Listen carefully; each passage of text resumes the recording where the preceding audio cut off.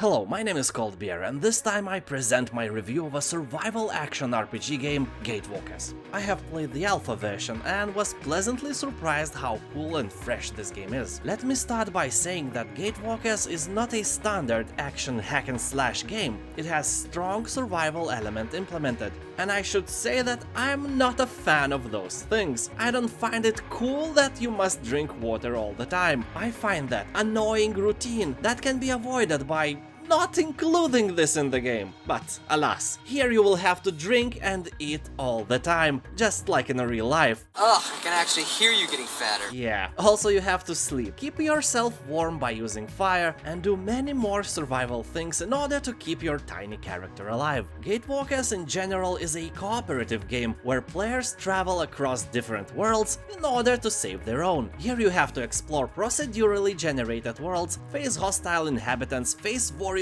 challenges like extreme weather conditions, toxic or unbreathable atmosphere, terrifying darkness, penetrating cold, and your mother-in-law. Okay, maybe not the latter. As a gatewalker, one of the chosen few, you can go through the gate and explore the worlds that lay on the other side if you are in doubt. If this gate concept is literal ripoff from Stargate series, then yes, it is the same. In Lithuania we have a saying for situations like this: tas pats bybis, tik kitoj rankoj, meaning the same dick, just in a different hand. Anyway, here you can team up with up to 3 players and fight monsters, follow the orders given by the guild, and most importantly, die together from thirst or lack of vodka, because I have found zero vodka in this game so far. As I mentioned before, the game is procedurally generated, so you won't find the same exact environment twice. Well, it's like Diablo's dungeons, where everything looks the same, just the walls and entrances are arranged differently every time you play. Not that big of a deal, but nice touch in general. Also, in Gatewalkers you move by using WASD keys, and mouse is controlling the attacks and direction you are facing. It really feels more personal that way, because you're actually controlling your character instead of you clicking on the ground and watching how he is trying to get to that place on his own. Although this kind of controlling feels a bit clunky, especially when your character moves like this all the time.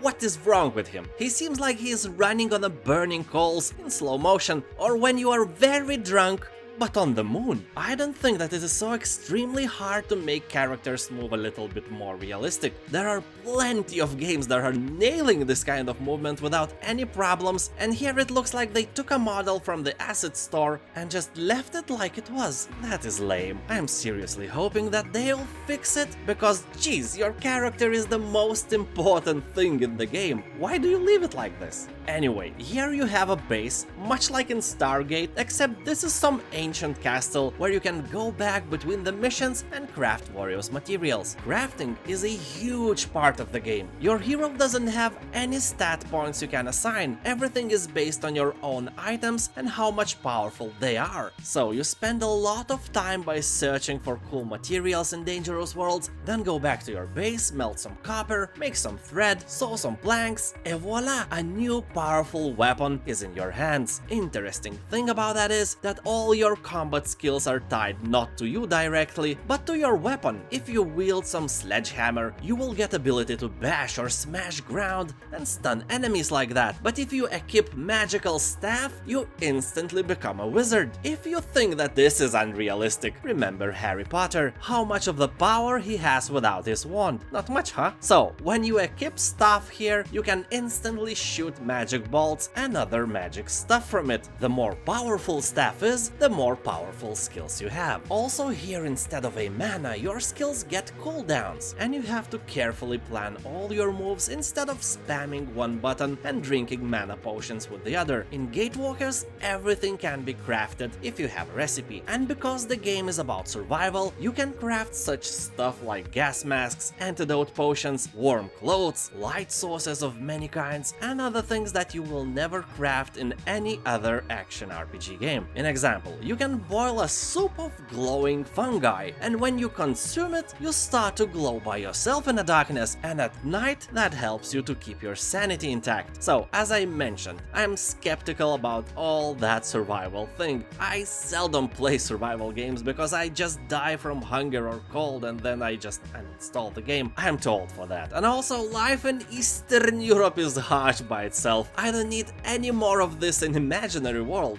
But you know, when I set my foot on a nice world and started exploring, I finally understood that surviving can be really fun. I found out that I have to cut trees and collect stones to make a fireplace, otherwise I would freeze to death, especially if blizzard comes. So I started exploring the world and realized that I need much more fireplaces than I can afford. I started to put fires in strategic places so I could go back in case of blizzard or in case of slow-hitting hypothermia. And memorizing those places and then getting back to them was a nice experience overall. Although even by doing that, I managed to die from cold a few times, because fireplace you make is not eternal. It burns for a limited amount of time and then it goes off. It is a desperate feeling when you, trembling with cold, go to your fireplace only to see that it's not burning anymore. Immediately there is a warning about upcoming blizzard and you instantly realize that if you don't make a fire, you will quickly die. And when you die, you lose a lot of stuff in your inventory, so usually you will try to avoid dying at all costs. Desperate attempts to find materials for fire often resulted in my death, so later I learned to make a lot of spare fireplaces and carry them with me, so I could put one down in a case of an emergency. See, even I can learn new things. Also, I like the battles with enemies a lot. Despite of the controls being clunky for now, every encounter with stronger enemy, and majority of them are stronger, is like a tiny fight against mini-boss, where you have to avoid his attacks and land precise blows of your own. Stronger creatures can be hard to take down alone, so you have to co-op with your friends to do that. Monsters and warriors beasts are made quite well, with original design not seen in other games. That is a huge plus for me. Also, I should mention that this game is not pure fantasy. It is a mix of sci-fi and fantasy genres, because here you can explore ancient ruins filled with laser walls, battery cells, teleportation devices, and warriors' guardian robots. So despite of me being very skeptical about all this survival stuff, I was impressed by this game, and I can recommend Gatewalkers to anyone who likes a bit harder games and has some friends. You know that playing with strangers will not be as fun as it can be, but if you like your hero to be actually strong demigod that hacks and slashes hordes of enemies like butter,